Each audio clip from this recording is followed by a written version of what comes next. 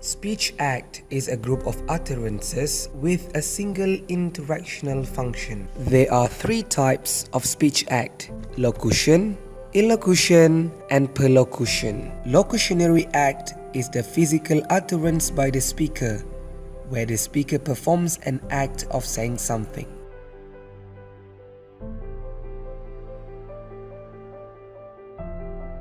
Huh? Where are you going, son? I'm going to the toilet. John answered the question directly and with the help of body language such as hand gestures to deliver meaning. Illocutionary act is the intended meaning of the utterance by the speaker where the speaker performs in saying something. What happened to your shoes? It's so dirty! I'm sorry. There is an implied idea when John says, "I'm sorry." It means that something happened before that made his shoes dirty. Okay, I forgive you, but promise me to behave after this.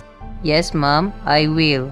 From the conversation, we can infer that John has made a deal with his mother, so his intention now is to fulfill the promise. Can I have a pancake for breakfast? The question that John asks implies that he is hungry, so John wants to eat. Perlocutionary act is the action that is resulted from the locution where the speaker performs an act by saying something. I want to eat. I want to eat. John, can you please pass me the bottle? In the conversation, it can be inferred that John is hungry and his mother wants him to help her. There is a possibility for John to either pass the water to his mother or not.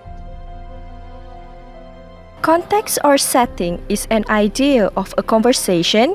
It is either written and spoken, which immediately precede and follow a word or passage and clarify its meaning. The knowledge may come from three different sources, such as deixis, discourse, and world knowledge.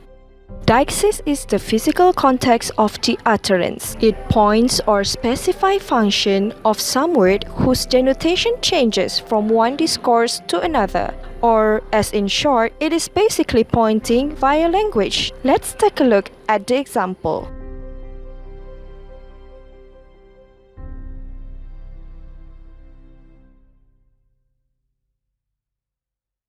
Huh? Who moved this chair? Sandy did.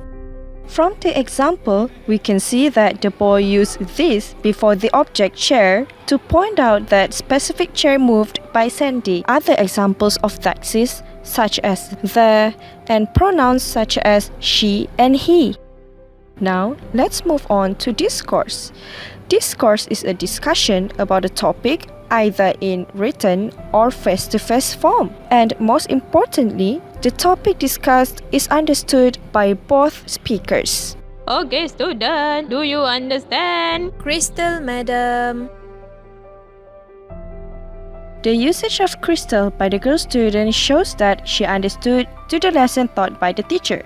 Other examples of discourse, such as the question, "Let's have lunch together next week," which is answered with "It's Ramadan," shows that the first speaker do understood that they cannot have lunch together next week, even though the second speaker did not say no as a response. Background knowledge means the information needed in order for someone to understand what is being discussed. Let us watch the example. Shall we have some chocolate? I'm on diet. Let's drink some water then. John did not answer the question properly. When John said he's on diet, indirectly he rejected Tommy's suggestion to eat chocolate. How can Tommy understand that?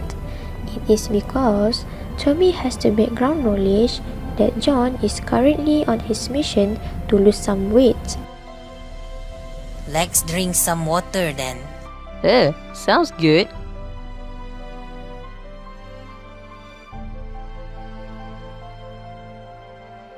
Oops, I spilled the water. It's okay. I will help you clean the table. Focus. Focus means marking information structure with intonation uttered by speaker. Let us watch the example. Tommy cleaned the table. Tommy cleaned the table. Tommy cleaned the table. Did you notice the difference? I mentioned the sentences with different intonation on certain words. This is to mark the information that is more important than the other. You have drank some water. Why do you still look tired? I couldn't sleep last night. Why? A dog next door kept me awake. Why did John say a dog? Why didn't he say the dog or that dog? Does it make any difference? Well, this is what we call information status. It means the speaker's utterances can signal whether the information is new or given. It can be signaled in many ways if you refer to the givenness hierarchy. The formula is, the less known and salient something is, the more it is new information. The first one is called type identifiable. For example, a dog. A dog here could be any kind of dog and anyone's dog. Using the article a, it shows that the speaker knows the thing that kept him awake was a dog, not cats or birds. The next one is called referential. By saying this dog, the speaker refers to the dog that he knows or he used to see. So, he is referring to the dog. Meanwhile, for identifiable, the speaker would say the dog. It shows here that the speaker can identify which dog he is talking about. The next one is familiar. By saying that dog, the speaker shows that he is familiar with the dog, as in whose pet is that, which house it belongs to, and what type of dog. Activated in this givenness hierarchy is when the speaker only mentions that or this kept me awake without saying the noun. This time around, probably the second speaker also aware of the thing that kept him awake. That is why the first speaker did not mention the noun.